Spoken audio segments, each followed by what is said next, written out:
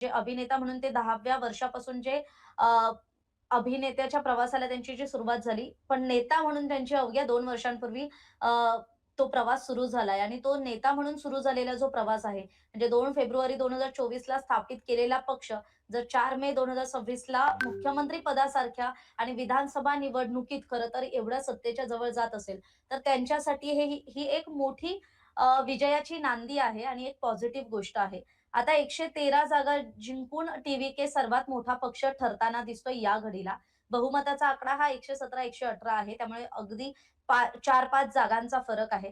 त्यामुळे याचा अर्थ काय होतो, की राज्यातल्या नागरिकांनी सुद्धा एक नवा राजकीय पर्याय निवडलेला आहे. नव्या राजकीय शक्तीला तिथे एक पर्याय म्हणून स्वीकारलेला आहे.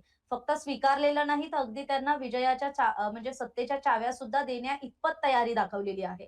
आणि मग ते थलापती विजय यांच्या लोकप्रियतेचं सुद्धा म्हणजे अनेकदा आपण आपल्याच राज्यात सांगायचं झालं तर राज ठाकरेंविषयी कायम इतर पक्षांकडून म्हटलं जातं, की त्यांची लोकप्रियता खूप आहे, पण त्याचं रूपांतर हे मतांमध्ये होत नाही. पण थलापती विजय यांच्याबाबत सांगायचं झालं, तर थलापती विजय हे अभिनेते म्हणून त्यांनी केलेली कारकीर्द आणि आता नेता झाल्यानंतरची त्यांची कारकीर्द याच्यात सुद्धा मोठं अंतर पाहायला मिळालं. तरी त्यांचे सिनेमे जसे सुपरहिट व्हायचे, तशी आता त्यांची निवडणुकीतली ही पहिली इनिंग आहे, पहिली निवडणूक आहे. पण ती सुद्धा सुपरहिट होताना दिसते आणि त्यांनी मग मोठ्या-मोठ्यांना खरं तर पिछाडीवर टाकलेलं दिसतंय.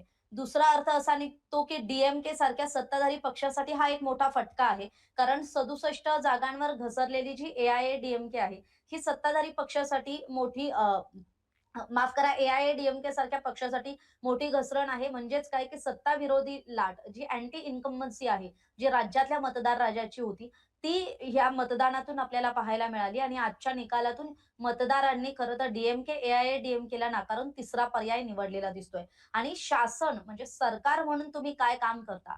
सत्तेत असताना तुम्ही लोकांची किती कामं करता? या विरोधात खरं तर हे मतदान झालेलं दिसतंय कारण मतदार राजा तुमच्यावर नाराज आहे.